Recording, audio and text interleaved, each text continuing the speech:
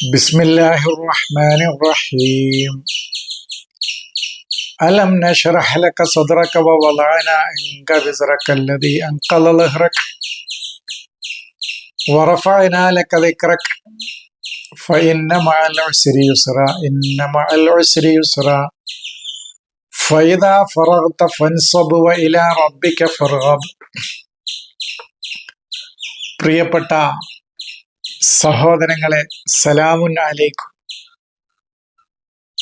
സൂറത്തു ഇൻഷിറാഹ് ആണ് ഇപ്പൊ ഞാൻ വായിച്ച് കേൾപ്പിച്ചത്. ഈ അധ്യായം എൻ്റെ എല്ലാ സഹോദരങ്ങൾക്കും അറിയാം. ഖുർആനുമായി മുസ്ഹഫുമായി പരിചയമുള്ള ആളുകൾക്കൊക്കെ അറിയാം. ഈ അധ്യായത്തിന്റെ വൈജ്ഞാനികമായ ആന്തരികമായ ഒരു വിശദീകരണം നമ്മുടെ ഈ ക്ലാസ് കേൾക്കുന്നതാണ്. എൻ്റെ ഒരു പരിചയത്തിലുള്ള കുട്ടിയാണ്, ഒരു സൂഫി ചിന്തകനാണ്. ഫേസ്ബുക്കിലൊക്കെ FBയിലൊക്കെ സൂഫി ചിന്തകൾ വളരെ ഉന്നതമായ തലത്തിൽ എഴുതി പോസ്റ്റ് ഇടുന്ന ഒരു വ്യക്തിയാണ്. അദ്ദേഹം ഒന്ന് ആവശ്യപ്പെട്ടു, ഇതിൻ്റെ വൈജ്ഞാനിക തലം ഒന്ന് വിശദീകരിച്ച് തരുമോ മാഷേ എന്ന് പറഞ്ഞിട്ട്. അത് പറഞ്ഞപ്പോഴത്തേന് നമ്മളുടെ വിഷയങ്ങൾ സിയാമിലേക്ക് പോയി. ആ സിയാമിലേക്ക് പോയത് കൊണ്ട് തന്നെ പിന്നെ വിഷയം അങ്ങോട്ട് പോയി. ഈ വിഷയം അദ്ദേഹത്തിന് പറഞ്ഞു കൊടുക്കാൻ സമയം കിട്ടിയില്ല. ഇന്നിപ്പോ ഞാൻ ആ വിഷയം ഒന്ന് വിശദീകരിക്കാം, ഈ സിയാമിന്റെ ഇടയിൽ എന്നുള്ളത് തീരുമാനിച്ചതിന്റെ അടിസ്ഥാനത്തിലാണ് ഈ വചനവുമായി ഈ അധ്യായവുമായി നിങ്ങളുടെ അടുത്ത് വന്നിട്ടുള്ളത്. ഈ അധ്യായത്തിന്റെ പാരമ്പര്യ പദാർത്ഥ ചരിത്ര വായന, അതുമായി ബന്ധപ്പെട്ട ഒരുപാട് കെട്ടുകഥകള്, ഊഹങ്ങള്, എഴുതി വെക്കപ്പെട്ട കഥകളൊക്കെ എൻ്റെ സഹോദരങ്ങൾക്ക് അറിയാം. അതൊന്നും ഇപ്പൊ ഞാൻ ഇതിന്റെ വിശദീകരണമായിട്ട് പറയുന്നില്ല. നബിയുടെ കുട്ടിക്കാലവും മലക്ക് ജിബിരിയിൽ വന്നതും അങ്ങനെ അദ്ദേഹത്തെ മലർത്തിക്കടത്തിയതും ഓപ്പറേഷൻ ചെയ്തതും അതിൽ നിന്ന് അഴുക്കുകളൊക്കെ എടുത്ത് കഴുകി വൃത്തിയാക്കി ശുദ്ധിയാക്കിയതും അങ്ങനെ ഹൃദയം വിശാലമാക്കിയത് കഥകളൊന്നും ഇപ്പൊ ഞാൻ പറയുന്നില്ല. അതൊന്നും നമ്മുടെ വിഷയമല്ല. എൻ്റെ ഒരു സഹോദരൻ പറയണത് ഇതൊക്കെ പറയണം എന്നാണ് പറഞ്ഞത്. നമ്മൾ അതൊന്നും പറയുന്നില്ല. അതും പറഞ്ഞിട്ട് പിന്നെ നമ്മുടേതും പറയണം എന്നാണ്. രണ്ടിനും കൂടി സമയമല്ല എന്നാണ് ആ സഹോദരനോട് എനിക്ക് പറയാനുള്ളത്.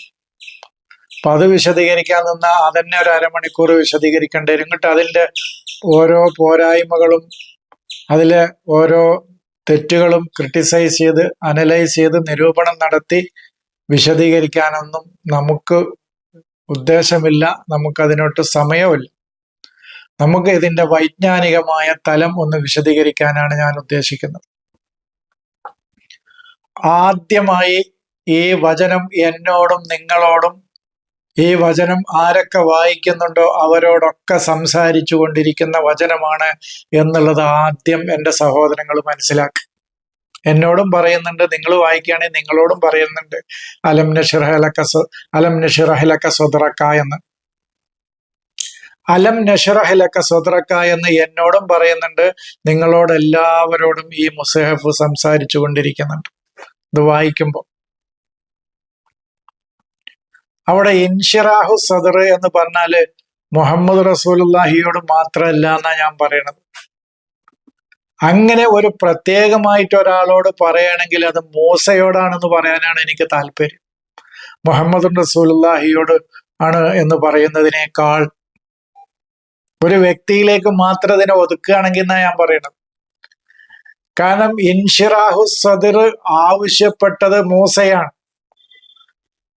അതായത് ഹൃദയത്തെ വിശാലമാക്കാൻ ആവശ്യപ്പെട്ടത് മൂസയാണ് എന്നർത്ഥം.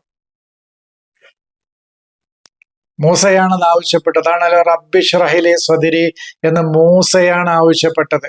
എൻ്റെ ഹൃദയത്തെ നീ വിശാലമാക്കി തരണമേ എന്നാവശ്യപ്പെട്ടത് മൂസയാണ്. അപ്പൊ നമ്മള് അത് ഏതെങ്കിലും ഒരു വ്യക്തിയിൽ ഒതുക്കുകയാണെങ്കിൽ അത് മൂസയിലാണ് ഒതുക്കേണ്ടത് എന്നാ ഞാൻ പറയുന്നു. അങ്ങനെ ഒതുക്കേണ്ടതല്ല. കാ എന്ന് പറയുന്നതൊക്കെ നമ്മൾ ഓരോരുത്തരോടുമാണ് പറയുന്നത്. എന്നോടും നിങ്ങളോടും നമ്മുടെ മനസ്സിനോടാണത് പറയുന്നത്. നിങ്ങളുടെ സ്വതരനെ ഞാൻ വിശാലമാക്കി തന്നില്ലയോ എന്ന്. ഇൻഷറഹ എന്ന് പറഞ്ഞാല് നമ്മുടെ തവസ്സു ആണ്, തഅദ്ദുദാണ്. അത് അറബിയാണ് വാക്കാണ്.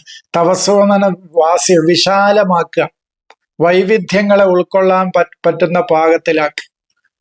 സദർ എന്ന് പറയുന്നത് നമ്മുടെ ചിന്തകള്, തസറുഫാത്ത്, ഇടപെടലുകള്, നമ്മുടെ അഅ്മാല്, പ്രവർത്തനങ്ങള്. അപ്പൊ നമ്മുടെ പ്രവർത്തനങ്ങളും തസറുഫാത്ത്, ഇടപെടലുകള്, നമ്മുടെ ചിന്തകള്, ഇതൊക്കെ എവിടെ നിന്നാണോ അത് പുറപ്പെടുന്നത്, നമ്മുടെ ഉള്ളിൽ, നമ്മുടെ ബോധതലത്തിന്റെ എവിടെ നിന്നാണോ അത് പുറപ്പെടുന്നത്, അവിടെ അതിനെയാണ് വിശാലമാക്കി തരുന്നത്. മനസ്സിലായോ? അതിനെയാണ് നമുക്ക് വിശാലമാക്കി തരുന്നത്. ചില ആളുകളുടെ, അതാണ് ഹർഷ് എന്ന് പറയുന്നത്. ഷറഹ് എന്നുള്ളതിന് ഹർഷ് എന്ന് വായിക്കുമ്പോൾ ഒരു ഒരു ഒരു വാതിലിനെ അടച്ചിട്ട് ഇരുട്ടുമുറിയാക്കി പരിമിതമായ അതിന് മുഹദ്ദദ് അതിരുകൾ വെച്ച് അതിനെ ഒന്നിൽ ഒതുക്കി തീർക്കുന്നതിനെയാണ് ഹഷർ എന്ന് പറയാം, അല്ല ഹർഷ് എന്ന് പറയാം. ഹാ റാഹ് ഷാ ഷീന്. അതിനെ തിരിച്ചു വായിക്കുമ്പോഴാണ് ഷറഹ് എന്ന് പറയുന്നത്. അതിന്റെ ഇൻഫിത്താഹ് തുറക്കുക, അതിനെ തവസ്സു വിശാലമാക്കുക, തഅദ്ദുദ് അതിനെ അവിടേക്ക് വെളിച്ചം നൽകുക, അതിനെ തഅദ്ദുദ് വൈവിധ്യമാക്കുക എന്നൊക്കെ പറയുന്നത് അതാണ്. അതിനെയാണ് ഇൻഷിറാഹ് എന്ന് പറയുന്നത്. സ്വദർ എന്ന് പറയുന്നത് മസ്ദറാണ്. എന്താണോ നിന്റെ റൂയത്ത്, നിന്റെ കാഴ്ചപ്പാടുകളും നീ കാര്യങ്ങൾ ഗ്രഹിക്കുന്നതും ഒക്കെ എവിടെ നിന്നാണോ നീ വിജ്ഞാനങ്ങളെ എടുക്കുന്നതും അതിനെ മനസ്സിലാക്കുന്നതുമായ നിന്റെ ഇടമുണ്ടല്ലോ, ഇടം, ആ മസ്തർ എന്നാ പറയാം. നമ്മൾ ഈ മസ്തർ എന്ന് പറയും, നമ്മൾ അതായത് ഇപ്പൊ നെസ്ര യൻസുറു നെസ്റൻ എന്നുള്ളതാണ് മസ്തർ. അപ്പൊ ഈ നെസ്റൻ എന്നുള്ള വാക്കിൽ നിന്നാണ് ബാക്കി അതിന്റെ എല്ലാ രൂപങ്ങളും. അവിടെ നിന്നാണ് നമ്മൾ, അതിന്റെ ഉത്ഭവം അവിടുന്നാണ്. ഇപ്പൊ ഒരു വെള്ളം എവിടെ നിന്നാണോ പുറപ്പെടുന്നത് അത് മമ്പഴെന്നോ മസ്തറോ എന്നോ പറയും.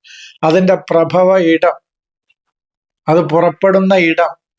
അപ്പൊ നമ്മുടെ ചിന്തകളുടെ, പ്രവർത്തനങ്ങളുടെ, ഇടപെടലുകളുടെ ഒക്കെ പുറപ്പെടുന്ന അതിന്റെ ഉത്ഭവമായ ഇടം ഏതാണോ അതിനെ ഞാൻ നിനക്ക് വിശാലമാക്കി തുറന്നു തന്ന് വൈവിധ്യങ്ങളെ ഉൾക്കൊള്ളാൻ പാകത്തിലാക്കി തന്നില്ലയോ എന്നാ ചോദിക്കും. അതാണ് അലം നശ്റഹ് ലക സദ്റക എന്ന് പറയുന്നത്. ഒരു മദ്രസയിലാണെങ്കിലും ഒരു സദർ മുഅല്ലിം ഉണ്ടാവും. എന്തുകൊണ്ടാണ് മുഅല്ലിമുകളുടെ സദറാണ് അത് എന്ന് പറയുന്നത്? അവിടെ 8-10 അധ്യാപകരും ഒരു ഹെഡ് ഉണ്ടെങ്കിൽ ആ ഹെഡിനെയാണ് സദർ എന്ന് പറയുന്നത്. ബാക്കിയുള്ള 10 ആളുകൾക്കും വേണ്ട നിർദ്ദേശങ്ങളും എല്ലാ പ്രവർത്തന രൂപരേഖയൊക്കെ തയ്യാറാക്കി അവർക്ക് കൊടുക്കുന്നത് ഇവിടെ നിന്നാണ്. ആ സ്ഥാപനത്തെ നിയന്ത്രിക്കാനുള്ള നിർദ്ദേശങ്ങൾ, എല്ലാ കാര്യങ്ങളും ഉത്ഭവിക്കുന്നതും പുറപ്പെടുവിക്കുന്നതും അവിടെ നിന്നാണ്. അതുകൊണ്ടാണ് അദ്ദേഹത്തെ അറബിയിൽ സദർ മുഅല്ലിം എന്ന് പറയുന്നത്. നമ്മൾ സ്കൂളിലൊക്കെ ഹെഡ് എന്ന് പറയുന്ന, ഹെഡ് മാസ്റ്റർ എന്നൊക്കെ പറയുന്ന ആ തലത്തിലുള്ള അധ്യാപകരെയാണ്, ഗുരുനാഥന്മാരെയാണ് സദർ മുഅല്ലിം എന്ന് പറയുന്നത്. അതാണ് അലം നശ്റഹ് ലക സദ്റക എന്ന് പറയുന്നത്. വവളഅന അൻക വിസ്റക, അതായത് നമുക്ക് നമ്മുടെ വിസർ, വവളഅന അൻക വിസ്റക അല്ലദീ അൻഖള ലഹ്റക. ഇപ്പൊ പറയുന്നത് നിങ്ങളുടെ മുതുകിനെ ഒടിച്ചു കളഞ്ഞിരുന്ന ഭാരങ്ങളൊക്കെ ഞാൻ ഇറക്കി വെച്ചില്ലയോ എന്നാ പറയണം. അതങ്ങനെ തന്നെ ഇരിക്കട്ടെ, അതിന്റെ പാരമ്പര്യാർത്ഥം അങ്ങനെ തന്നെ ഇരിക്കട്ടെ. നമ്മുടെ വിസർ എന്ന് പറഞ്ഞാൽ നമ്മുടെ ഔസാറുകളാണ്. ആസർ എന്നാണ് ഈ വിസറും ഔസാറും ഒക്കെ ഉണ്ടായിരിക്കുന്നത്. പാരമ്പര്യ വിശ്വാസങ്ങളെയാണ് താഴെ വെക്കുന്നത്. ആസറാണ്, പൈതൃകങ്ങളാണത്. അതാണ് പിന്നെ നമ്മുടെ ലഹ്റ, മുതു എന്നല്ല, നമുക്ക് ലുഹൂറാവുന്ന പല കാര്യങ്ങളെയും തകർത്ത് കളയുന്ന, ഒടിച്ചു കളയുന്ന അത് ആ പാരമ്പര്യങ്ങളാണ്. അപ്പൊ പുതിയ പുതിയ അറിവുകൾ നമ്മളിൽ നിന്ന് ലുഹൂറാകണമെങ്കിൽ മുമ്പ് ലുഹൂറായ പല കാര്യങ്ങളും താഴെ വെക്കേണ്ടതുണ്ട്. കൃത്യമായി മനസ്സിലാക്കുക. ഇപ്പോ പുതിയ ഒരുപാട് വിജ്ഞാന മേഖലകളിലേക്ക് നമുക്ക് പോകണമെന്നുണ്ടെങ്കിൽ നമ്മൾ പാരമ്പര്യമായി മനസ്സിലാക്കിയ ഒരുപാട് അറിവുകൾ, ഔസാറുകളുണ്ട്. അതാണ് ഹുമ്മിൽന ഔസാറൻ മിൻ സീനത്തിൽ ഖൗമി എന്ന് പറയുന്നത്. അതിന്റെ ഭാണ്ഡമാണ് നമ്മുടെ മുതുകിൽ നമ്മിൽ വഹിക്കപ്പെട്ടിട്ടുള്ളത്, നമ്മുടെ മേൽ ചുമക്കപ്പെട്ടിട്ടുള്ളത്. അതാണ് ഹുമ്മിൽന എന്നാ പറയുന്നത്. നമ്മൾ വഹിപ്പിക്കപ്പെട്ടു എന്നാണ് പറയുന്നത്. ഔസാറൻ മിൻ സീനത്തിൽ ഖൗമി എന്ന് പറയുന്നത് അതാണ്. അപ്പൊ സമൂഹം ഏറ്റവും വലിയ അലങ്കാരമായിട്ട് ഭംഗിയായിട്ട് കണ്ടിരുന്ന അറിവുകള്, ആ അറിവുകളുടെ ഭാണ്ഡമാണ് നമ്മെ വഹിപ്പിക്കപ്പെട്ടിരുന്നത് എന്ന് പറയുന്നത് അതാണ്. ആ ഔസാറുകളാണ് ആ വിശ്വാസങ്ങളുടെ, ആചാരങ്ങളുടെ, കെട്ടുകഥകളുടെ, ഊഹങ്ങളുടെ, ഈ അധ്യായത്തിൽ തന്നെ പറയുമ്പോൾ തന്നെ അതിൽ തന്നെ ഒരുപാട് ഔസാറുകളാണ് നമ്മുടെ മേൽ വഹിപ്പിക്കപ്പെട്ടിരുന്നത് ഇതുവരെ. അത് ഞാൻ സൂചിപ്പിച്ചു. പ്രവാചകന്റെ ചെറുപ്പത്തിലെ ഓപ്പറേഷനുമായി ബന്ധപ്പെട്ട വിഷയങ്ങളൊക്കെ നമ്മുടെ തലയിൽ വഹിപ്പിക്കപ്പെട്ടിരുന്ന ഔസാറുകളായിരുന്നു. അത് പുതിയ വിജ്ഞാനങ്ങൾ പുറപ്പെടുന്നതിനെ തകർത്ത് കളയുന്നതാണ് അവ. അതാണ് അങ്കല ലഹ്റക്ക എന്ന് പറയുന്നത്. നമുക്ക് ലുഹൂറാകുന്നത്, അല്ലാതെ മുതു അല്ല. ഖുർആനിൽ ഒരു സ്ഥലത്തും ലഹ്ർ എന്നുള്ളതിന്, ലുഹൂർ എന്നുള്ളതിന് മുതു എന്നില്ല. ലാഹിർ എന്ന് പറഞ്ഞാൽ നമുക്ക് ബാഹ്യമായി കിട്ടുക എന്നാണ്. ബാത്തിന് എന്ന് പറഞ്ഞാൽ ആന്തരികമായതെന്നാണ്. അതന്നെ ഉള്ളു അർത്ഥം, വേറെ അർത്ഥമല്ല ഖുർആനിൽ. അപ്പൊ എനിക്കിപ്പോ പുതിയ പുതിയ ഒരുപാട് അറിവുകൾ ലഹ്റായിട്ട് വെളിപ്പെട്ട് കിട്ടണം. അത് കിട്ടണമെങ്കിൽ ആ കിട്ടുന്നതിനെ തകർക്കുകയാണ് ചെയ്യുന്നത്, തകർത്ത് കളയാണ് ചെയ്യുന്നത്. നമ്മുടെ പുറകിൽ ഒരു ഭാരമായിട്ട് അത് ഏറ്റിയിരിക്കുകയാണ് ചെയ്യുന്നത്.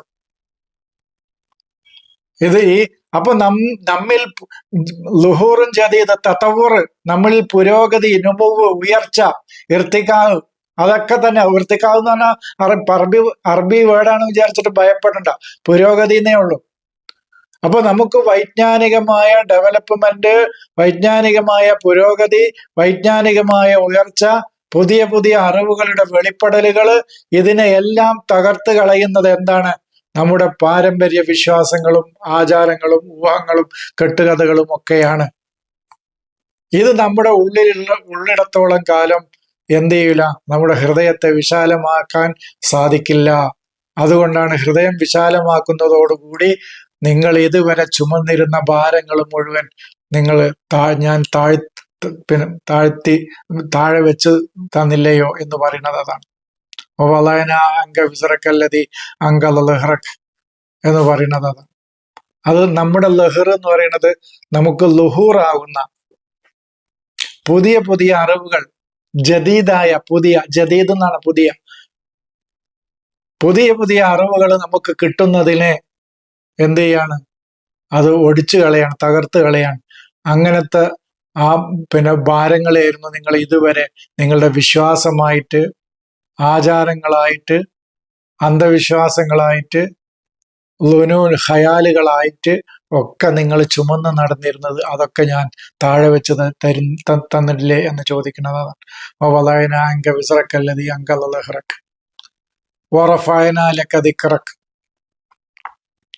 അങ്ങനെ നിന്റെ കാര്യങ്ങൾ അനുസ്മരിക്കാനുള്ള, കാര്യങ്ങളെ ആവിഷ്കരിക്കാനും അനുസ്മരിക്കാനുമുള്ള നിന്റെ ബുദ്ധിപരമായ കഴിവിനെ ഞാൻ ഉയർത്തി തന്നില്ലയോ എന്ന് പറയുന്നത്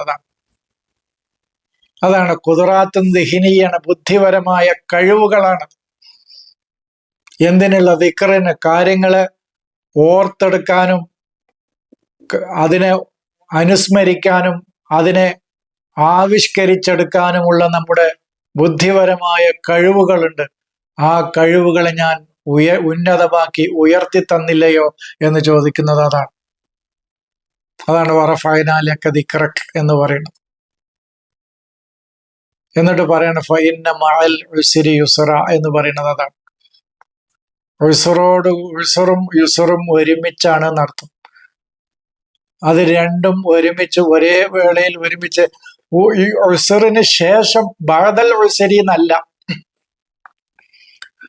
നിങ്ങൾ ഒരുപാട് പ്രയാസം സഹിച്ചതിന് ശേഷം നിങ്ങൾക്ക് ഒരു എളുപ്പം തന്നില്ലയോ എന്നല്ല, രണ്ടും ഒരുമിച്ചാണ് എന്നർത്ഥം. ചില ആളുകൾ പറയുന്നത് എന്തിനാണ് അള്ളാഹു ഹൈറും ഷെറും തന്നത് എന്നുള്ളത്. ഷെറുണ്ടെങ്കിലേ ഹൈറുള്ളൂ എന്നുള്ളത് ആ ചോദ്യകർത്താവിന് അറിയുന്നില്ല. അത് രണ്ടും തമ്മിലുണ്ട് എന്നർത്ഥം. അതുപോലെ തന്നെയാണ് നഖസ്, കുറവുണ്ടെങ്കിലേ കമാലുള്ളൂ, പൂർണ്ണതയുള്ളൂ. അതാണ് നഖസില്ലാതെ കമാലില്ല എന്ന് പറയുന്നത്. കുറവില്ലാതെ പൂർണ്ണതയില്ല, അസന്തുലിതാവസ്ഥയില്ലാതെ സന്തുലിതാവസ്ഥയില്ല. ഇരുട്ടില്ലെങ്കിൽ വെളിച്ചമില്ല എന്ന് പറയുന്നത് പോലെ ഇരുട്ടുണ്ടാവുമ്പോഴാണ് വെളിച്ചം ഉണ്ടാകുന്നത്. വിശപ്പുണ്ടാവുമ്പോഴാണ് വയറ് വിശപ്പില്ലായ്മ ഉണ്ടാകുന്നത്. അപ്പോഴേ അതിന്റെ രുചി അറിയാൻ കഴിയുള്ളൂ ഭക്ഷണത്തിന്റെ. ഇതൊക്കെ സമ്മിശ്രമാണ് എന്ന് ഇതൊക്കെ ഒരു സ്ഥലത്ത് ഇരുന്ന് നിയന്ത്രിച്ച് ചെയ്തുകൊണ്ടിരിക്കുന്ന ആ വ്യക്തിയുടെ രൂപത്തിലുള്ള ഒരാളെ സൃഷ്ടാവായിട്ട് അള്ളാഹുവായിട്ട് കാണുമ്പോഴാണ് ഈ പ്രശ്നങ്ങളൊക്കെ. അല്ലെങ്കിൽ പ്രകൃതിയിൽ ഈ പ്രപഞ്ചത്തിന്റെ നിയമവ്യവസ്ഥ അങ്ങനെയാണ് എന്ന് തിരിച്ചറിഞ്ഞു കഴിഞ്ഞാൽ ഒരു പ്രശ്നമില്ല. നൂറില്ലാതെ ലലാമില്ല, ലലാമില്ലാതെ നൂറില്ല എന്ന് തിരിച്ചറിഞ്ഞു കഴിഞ്ഞാൽ, അപ്പോ ഉസ്റും യുസ്റും ഒരുമിച്ചാണ് എന്നർത്ഥം. മഅയ്യത്താണ് എന്നർത്ഥം. ഇന്ന ബഅദൽ ഉസ്രി യുസ്റ എന്നല്ല. നിങ്ങൾ ഒരുപാട് ഉസ്ർ പ്രയാസങ്ങൾ സഹിച്ചെങ്കിലേ യുസ്ർ എളുപ്പത്തിലേക്ക് എത്തൂ എന്നല്ല. നിങ്ങൾ ഒരുപാട് പ്രയാസങ്ങൾ അന്വേഷണത്തിന്റെയും പഠനത്തിന്റെയും ഗവേഷണത്തിന്റെയും പ്രയാസങ്ങൾ സഹിച്ചുകൊണ്ടേയിരിക്കുമ്പോൾ വിജ്ഞാനത്തിന്റെ വഴികൾ നിങ്ങൾക്ക് എളുപ്പമായി തുറന്നു കിട്ടും എന്നാണ് പറയുന്നത്. ആ യുസറാണ് മൈസർ എന്ന് ഞാൻ ഒരിക്കൽ സൂചിപ്പിക്കേണ്ടായി. ചൂതാട്ടം എന്നുള്ള അർത്ഥത്തിനല്ല എന്ന്. അതാണ് ഇന്ന മഅൽ ഉസ്രി യുസ്ര, ഇന്ന മഅൽ ഉസ്രി യുസ്ര, ഇന്ന മഅൽ ഉസ്രി യുസ്ര എന്ന് വീണ്ടും ആവർത്തിച്ചു പറയുന്നത്. അതുകൊണ്ട് ഫൈദാ ഫറഗ്ത ഫൻസബ് എന്ന് പറയുന്നത് ഫറാഗ് ഒരു നമ്മുടെ ചിന്തയില്, അത് ഏതൊരു പ്രോഗ്രാമിലാണെങ്കിലും അവിടെ നമ്മളിപ്പോ ഈ മൊബൈലിൽ തന്നെ ഫറാഗ് ഉണ്ടെങ്കിൽ എൻ്റെ ഈ പ്രസംഗങ്ങൾ എന്ത് ചെയ്യുള്ളൂ, അതില്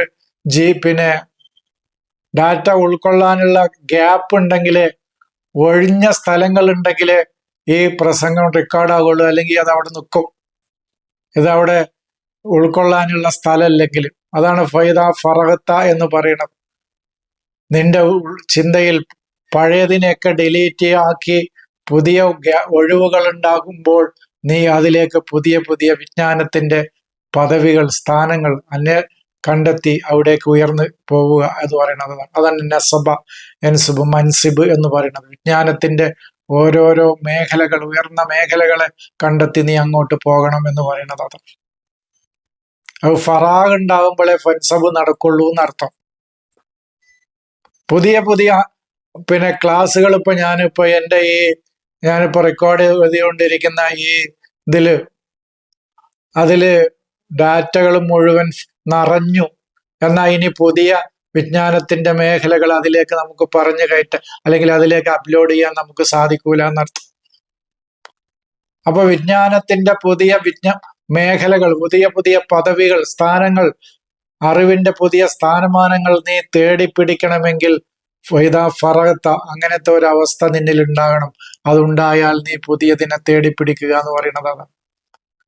അവിടെയൊക്കെ ഈ രണ്ട് തലങ്ങളിലും ഒരാളാണ്, നിന്റെ റബ്ബാണ് ഇതൊക്കെ. അതുകൊണ്ട് ആ റബ്ബിലേക്ക് നീ ആഗ്രഹിക്കും വേണം. ഇതൊക്കെ ചെയ്തു തരുന്നത് നിന്റെ റബ്ബാണ്. അത് മസ്തർ വാഹിദാണ്. ആ റബ്ബ്, ആ ഇന്ന ഇലാ റബ്ബിക റുജ്അ, നിന്റെ റബ്ബിലേക്കാണ് നിന്റെ മടക്കം. അതാണ് ഇന്നാ ലില്ലാഹി വ ഇന്നാ ഇലൈഹി റാജിഊൻ എന്ന് പറയണം. അപ്പോ റബ്ബിലേക്കാണ് നീ എല്ലാ പ്രശ്നങ്ങൾക്കും പരിഹാരം തേടി മടങ്ങേണ്ടത്. അവിടെ നിന്നാണ് ഈ പറയുന്ന കാര്യങ്ങളൊക്കെ നീ ആഗ്രഹിച്ച് തേടിപ്പിടിക്കേണ്ടത്. നീ അവിടെ നിന്നാണ്. ഇത്രയും കാര്യങ്ങളാണ് അതിനെക്കുറിച്ച് പറയാനുള്ളത്. ഇനി ബാക്കി എൻ്റെ സഹോദരങ്ങൾ അതിൻ്റെ വിശാലമായ അർത്ഥതലത്തിലേക്ക് അന്വേഷിക്കുകയും ചിന്തിക്കുകയും അന്വേഷിക്കുകയും കണ്ടെത്തുകയും ചെയ്യുക എന്ന് മാത്രം പറഞ്ഞുകൊണ്ട് ഞാൻ അവസാനിപ്പിക്കുന്നു. സലാം.